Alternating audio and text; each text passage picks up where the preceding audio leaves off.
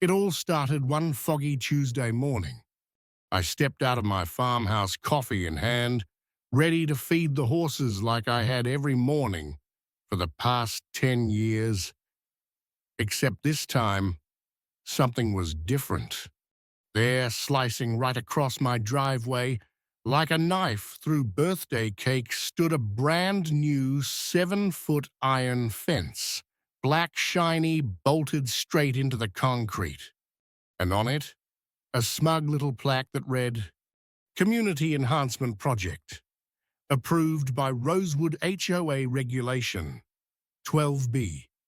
Rosewood HOA, the same HOA that didn't even exist when I bought my 15-acre ranch. At first, I thought it was a prank. Maybe the guys from the feed store having a laugh. But as I got closer, the cold, heavy reality hit me right between the eyes. They'd blocked off my only vehicle access to the back pasture where my hay barn, my trailer, my entire livelihood, sat stranded on the other side. And get this, no warning, no email, no letter, not even a knock on the door. Just a fence and a middle finger hidden behind legalese. I called the HOA immediately, straight to voicemail. I emailed, automatic reply. Hours later, I found an envelope taped to my mailbox inside a single sheet of paper with one line. Notice of fence installation, infrastructure upgrade, signed, Beatrice Lawton, President of the Rosewood HOA.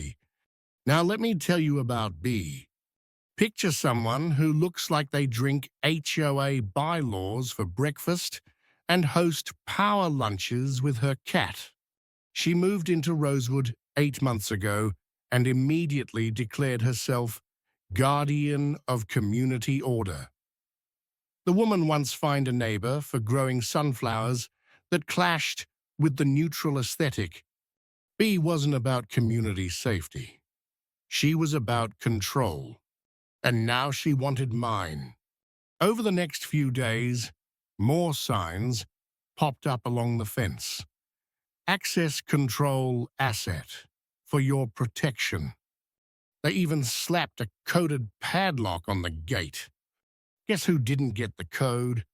When I confronted B at one of her so-called community harmony coffees, basically monthly re-education camps with stale donuts, she smiled at me like a cat, cornering a mouse. "Oh, didn't you get the update?" she said, her voice dripping sugar and venom. "All rural adjacent properties must comply with perimeter safety. Protocol 5-2. But I never agreed to that. I said, trying not to lose it. "You missed the vote," she chirped, sipping her pumpkin spice like she hadn't just committed trespassing. "Yeah, because they never told me there was one."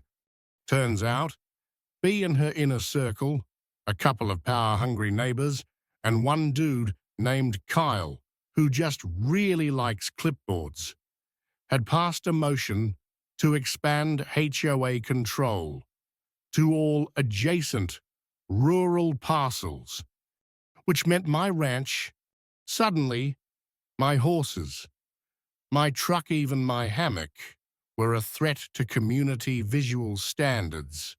And every morning, if I wanted to move hay or supplies, I had to submit a request. You heard that right. A request. For my own land, they'd send a compliance liaison, usually some poor retiree drafted into service, to unlock the gate at their leisure. Sometimes I'd wait 20 minutes, sometimes 40. The horses got hungry, deliveries backed up, vet visits delayed. It wasn't about safety. It was about breaking me, and B, she reveled in it.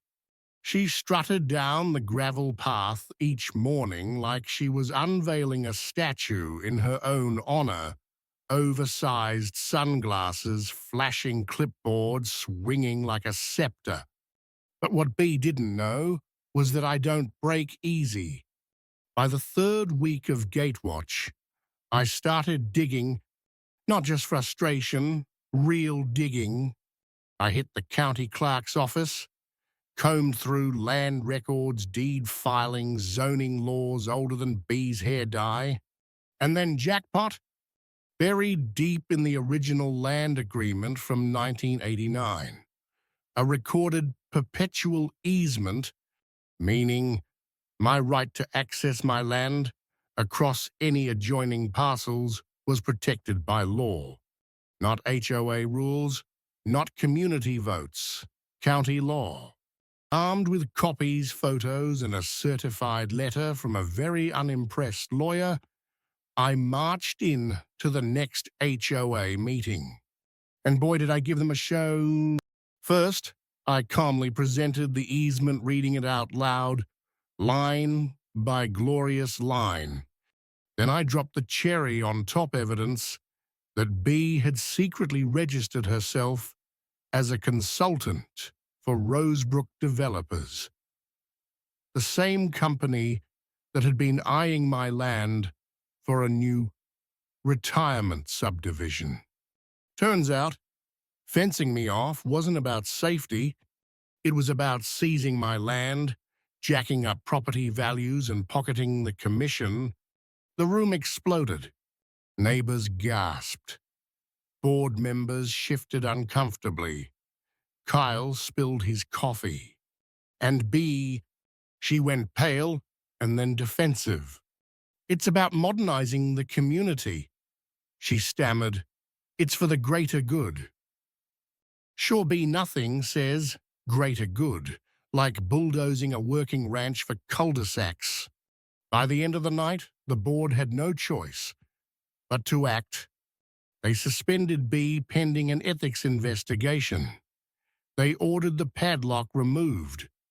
They restored unrestricted access to my ranch. I thought that was the end. Oh, but B wasn't done. She unleashed what I now call Operation Paperstorm, slapping me with every petty violation she could invent.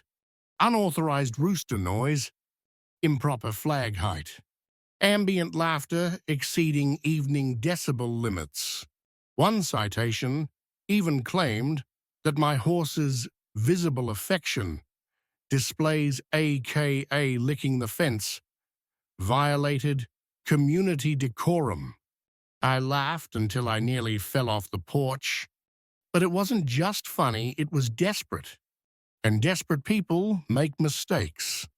Because while B was busy planting fake evidence, including literally dropping a bag of dog poop by my gate and blaming it on me, caught on camera by the way, I was building a legal case so airtight it could survive a tornado. The final blow, a Freedom of Information request, revealed B had been falsifying committee approvals, doctoring meeting minutes, and forging signatures to fast-track the rezoning process. By the time the county got involved, B was facing fraud investigations, civil lawsuits, a permanent ban from any future HOA leadership. Meanwhile, Rosewood transformed. The fence came down. The neighborhood came alive. We held a giant block party right where the gate used to stand, complete with hay rides, barbecue, and a Freedom from Fences mural painted by the local kids. And B, well, after resigning in disgrace, she tried to apply as a volunteer for the new courtesy patrol, which basically involved picking up litter and handing out lemonade. We let her and assigned her, you guessed it, patrolling the old fence line, Every morning, rain or shine, she'd trudge past the mural of a cartoon horse kicking down a fence, a not-so-subtle reminder that power built on fear and manipulation eventually buckles under its own weight. As for me, I still live here, still run the ranch, still leave the gate wide open. No padlocks, no codes, just a simple wooden sign that says, "Private land. Respect it knock if you need something." Funny how the simplest rules are the ones that last. So next time someone tries to fence you in, remember, they might build the walls, but you hold the keys. If you enjoyed this story, drop a comment below. Have you ever dealt with a nightmare, HOA, or seen someone abuse their power? I'd love to hear your wildest HOA drama stories. Let's swap war stories down there. And hey, don't forget to subscribe, and hit that bell if you love watching tyrants get taken down the neighborly way. Catch you next time, partners.